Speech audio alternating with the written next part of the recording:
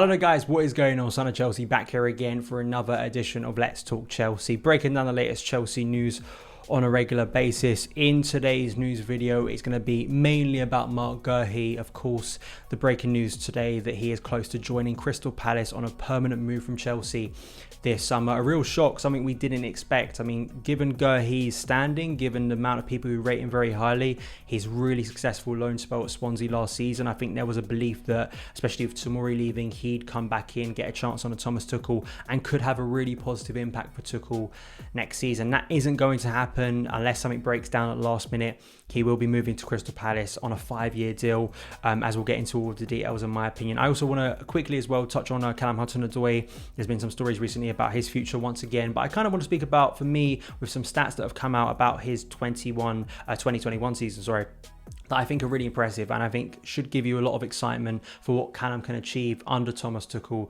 next season. But before we get into any of that good stuff, I want to ask you guys, if you haven't already, hit that subscribe button and notification bell. On the road to 25k subs, let's hope we can get there before the start of next season. Also hit the like button today because it helps new people find the channel. So the news here from David Ornstein and Stuart James from The Athletic. Marc Guehi nearing permanent move to Palace from Chelsea. Palace are close to completing the permanent signing of highly rated Chelsea defender Marc Guehi on a 5-year contract, with the England under-21 international having a medical today. The 21-year-old is a product of Chelsea's academy and they were reluctant to sanction his sale. However, Palace presented a proposal that the European champions felt was too good to refuse. As The Athletic reported in May, Guehi's market value was expected to be around 15 to 20 million, and Chelsea have managed to negotiate a sell-on clause and matching rights on a future move. Adam Newsom from Football London here adding to this that told Guehi, who trained at Cobham yesterday, turned down a contract offer from Chelsea earlier this year and wasn't overly keen to head out on another loan post Swansea. It's another case of a young, very talented and capable player taking charge of their own career path. We've seen this with Tariq Lamptey, we've seen this with other players in the past too. A lot of these moves, Tomori, now we've got Marc Guehi. We could have some more, the likes of Livramento and Lewis Bate. I mean, there's rumours about them turning down contract offers, or at least have, and they could be leaving as well.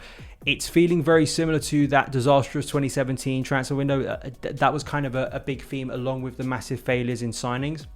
And that's one of the things I sort of want to touch on today. I think it's a massive mistake us losing, or at least it's a loss. Whether you think it's a mistake or not, I think in context, Guehi wants to play Premier League football next season. He's returning to a parent club who've just won the Champions League. You look at the likes of Antonio Rudiger, Christensen, Dave, Thiago Silva, Kurt Zouma. Is he going to get in front of any of those? Yes, he wants to play Premier League football, doesn't want to go out on loan. What can Chelsea do?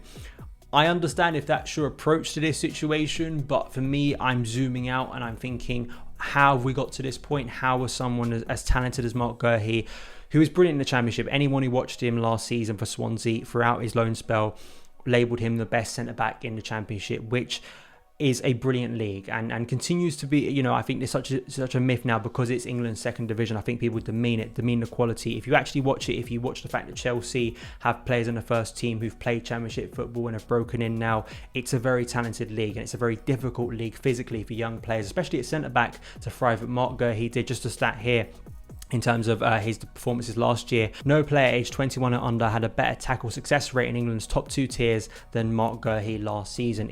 It shows how impressive he was, and unfortunately Swansea didn't go up in that playoff final, which Guehi featured in. But it's just a shame, and I think that we lost Tomori, and I guess losing Tomori, there was a lot to do with that situation with, of course, Frank Lampard, him not breaking in to the first team, or at least being isolated from first team football. But then I think the excuse you could have given back then was, well, we've got the likes of Marc Guehi. But now losing Marc Guehi, my concern is long term, and firstly it's the case of looking at the current centre-back situation Chelsea have. It's very easy at Chelsea, as Chelsea fans, to look at everything through the gaze of the next 2 weeks. I'm looking at things in the next sort of 9 months, where Thiago Silva is probably not going to be here longer than next season, given his age, given it's another 1-year contract. Dave, is he coming to the end of his Chelsea career despite his brilliant work? He probably could have one more year in him. I know he's continued to prove that was wrong over how long he's got left, but he's an aging player too. Andreas Christensen and Antonio Rudiger both have contract sort of issues at the moment. Are Chelsea going to offer them the contract? Are either of those players going to sign those contracts? So there is future, I guess, issues there. And as well, Kurt Zouma, wasn't really a favourite under Thomas Tuchel last season. There's been rumours linking him away. Does this mean now that Chelsea have to go out in the market and sign someone? Who is that someone going to be? And if we do sign someone, it has to be top quality. This is the issue that I think what we saw with 2017, and the issue Chelsea still have, the amount of players that Chelsea want to sell.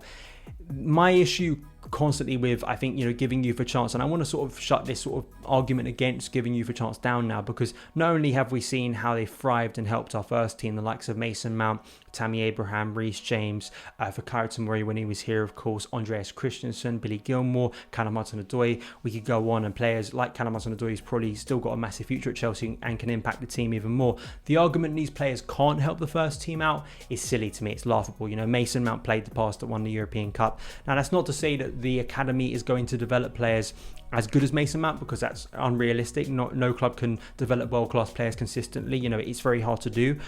But the argument these players can't help out the squad, I think is silly as well, and it falls down. And my argument is never, as is made once again by people, I think disingenuously, we want like 11 academy players in the first team. That's of course an absurd idea, because no club really, I think in world football, but especially at the top level, the type of team Chelsea are, the size of our club, where we compete, the type of players we have, you're not going to see 11 academy players in the first team, and it'd be unfair on those academy players to be in the first team. That's not what people are arguing for. What people are arguing for is to look at what's currently happening in the first team and saying, hey, these academy players can save us a lot of money, they can improve the first team, and can probably mean we can save a lot of money on signing those massive players that people want us to sign, like Erling Haaland. I think the idea that these two things aren't connected, I think is silly, and I think that my concern is, once again, we are doing things that have caused us problems in the transfer window before. Now, in the centre-back situation, in a year's time, you've got Colwell out at Huddersfield for a year. He's a really highly rated centre-back. Another one. In a year's time, is he going to come back to Chelsea? Of course, he's on a longer term contract, which gives Chelsea a lot more power in that situation. But is he going to think to himself, is my path blocked if we've signed someone else? This is the issue Chelsea have. And if they aren't signing top quality players to fill those positions, then I have a problem. If we're signing 20 to 30 million players who don't radically improve what we already have, and those players are kind of blocking the path of those youngsters, then I have a problem, which is what we've seen in recent years. I have no problem with Chelsea signing the best sort of in the business, basically, to upgrade our first team. I don't think many people have that issue. I think the issue they have is when they see the club spending money on players that really aren't Chelsea standard, that we struggle to sell, and maybe force us to sell some academy talents we probably don't need to, and it's probably going to cause us issues. As someone had pointed out, Ben White could be moving to Arsenal from Brighton for about 50 million. Chelsea have sold Fikayo Tomori and Marc Guehi for about that price, that same price, I think under that basically, which is ridiculous given the potential of both these players and also what they've already offered. I think in particular for Fikayo Tomori, playing for Chelsea in the Premier League, impressing, playing for AC Milan in Serie A and impressing too. So I think that it's an issue that I think it's the concern for me, that I think what Lampard and Morris and Edwards, that regime, sort of to be able to open the door for the likes of these youngsters to come into the first team and prove themselves. It feels like once again that door has been slammed shut now, and you've got the likes of Livramento, Lewis Bate, others too, who I'm sure will be considering their future. I think people will just constantly look at what's happening right now and isolate it down into the context of the situation. I think the reason why these players come to the conclusion they do is because they're very talented, and they back themselves that they can go out after being at the Chelsea Academy, which produces so many good talents, and actually go out there and have a great career. But I also think they look at the club, they look at what's actually offered to them. Is there a realistic route, or is it all talk? Is there actually going to be that path for them? If there's not, then Chelsea are going to continue to lose players. And once again, you aren't going to keep every player. It's unrealistic too. But I think to lose potentially for Fikayo Tomori, Marc Guehi, and even on top of that, Tammy Abraham in one window would be, I think, devastating. I think it would not look good for the club, and I think would be something the club would come to regret in the coming years, because everyone, I think, wants to look at Chelsea in sort of a 6-week cycle. I'm looking at it in 9 months. I'm looking 2 years down the line. Are Chelsea fans now going to be calling, for us to re-sign some of these players in the coming years for a lot of money when we had them on our books originally? That is an issue that Chelsea consistently find themselves in. So I'm interested to hear your thoughts, because, yeah, we've got a brilliant defence at the moment, but things can change very quickly in football.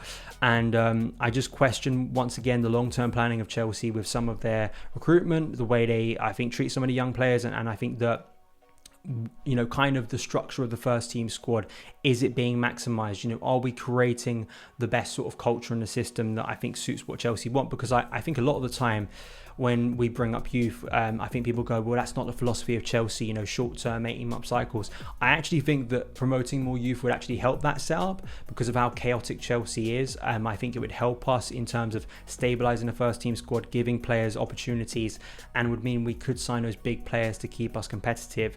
That's at least my view on it. I can go into a lot more depth, and I know many people speak a lot more eloquently about it, and of course know the academy a lot better. But definitely go and read the articles, all the info, and we'll see what happens from here over the summer in terms of the centre-back situation at Chelsea. Let me know your opinions in the comments below. And before we wrap up, just want to talk about Callum Hudson-Odoi. There's been a lot of talk recently, and as you see from Simon Johnson's tweet here from The Athletic, been a lot of talk about Chelsea's Callum Hudson-Odoi switching international allegiance from England to Ghana. However, there is no substance to it and won't be happening, so there was some discussion over that. There's been once again some discussion that Chelsea could be looking to sell Callum Hudson-Odoi this summer.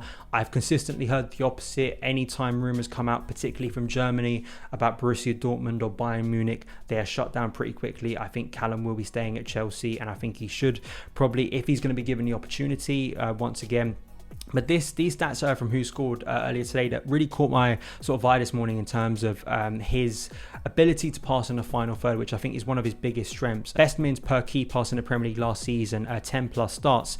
Callum Hudson-Odoi finds himself in the top 4. Kevin De Bruyne, Jack Grealish, Bruno Fernandes and Callum Hudson-Odoi. That's really impressive given the fact that Callum is not a guaranteed starter for Chelsea. He is someone who has had to move out of position, has had his position changed frequently, from left wing very rarely to right wing back, where he played a lot under Thomas Tuchel at the back end of last year. It doesn't surprise me in terms of looking at Callum's game and his strengths, and when we debate Callum, what can he bring to the first team? I think a lot of the great things Callum does are kind of subtle at times, and I think people don't appreciate them. I think for his age, I think his final third passing, I think, is actually sublime. I think his ability to be calm in those moments and find a precise pass, as we saw for the winner against Man City in April, he doesn't get the assist for that goal, but he very much opens up the space to give Timo Werner that space to run into, to cut it back to eventually Marcus Alonso to score the winner.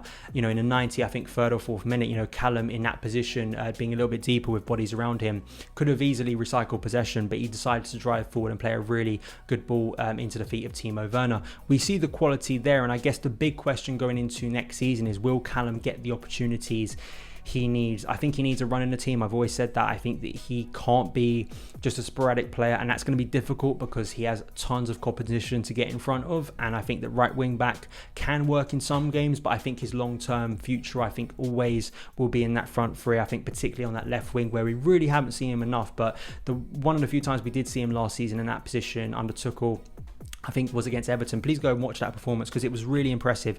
And once again, I think, kind of thinking about what type of winger Callum Hudson-Odoi is going to be, I think if you look at these stats, if you look at his performances where he's really impacted the game, I mean, passing it is such a key part of his game, and I think it's a really impressive part of his game that I think can only get better. And maybe when you watch it a little bit more, you can appreciate what Callum does, and hopefully he can get more opportunities next season. Let me know your opinions about Callum Hudson-Odoi in the comments below. But that is it for this edition of Let's Talk Chelsea. Thank you guys so much for taking the time to watch it. If you did enjoy it, hit that subscribe button and a notification bell so you don't miss any of the uploads on the channel. Follow me on Twitter at SonOfChelsea, and I'll see you again.